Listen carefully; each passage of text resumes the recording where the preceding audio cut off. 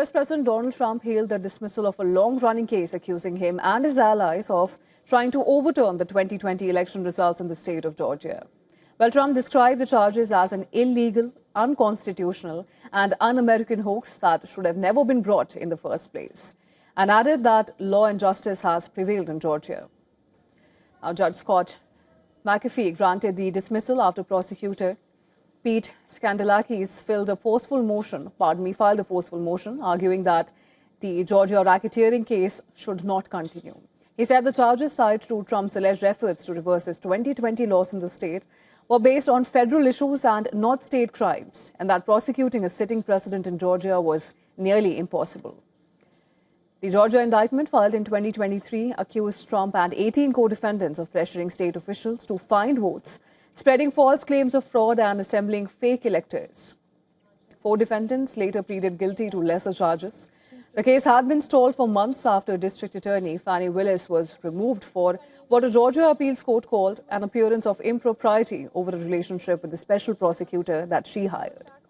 While Trump had already issued federal pardons to several allies, including Rudy Giuliani and former Chief of Staff Mark Meadows, those state charges, like those in Georgia, are not covered by presidential pardons.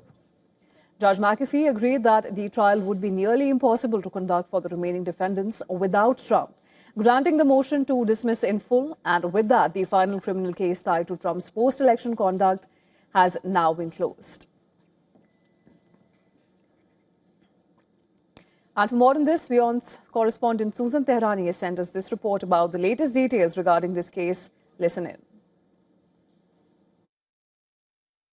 A Georgia judge has dismissed the election interference case against Donald Trump after a special prosecutor announced that he would not pursue the case. This effectively shuts down what had been one of the most talked about criminal cases against President Trump's alleged efforts to overturn the 2020 election. The case had already been weakened after former prosecutor Fani Willis, whose conduct was ruled to have created an appearance of impropriety.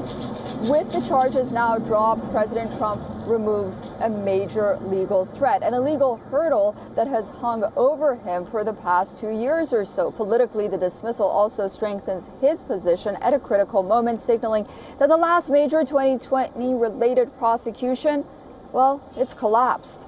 Susan Tehrani reporting from New York for WION World is One.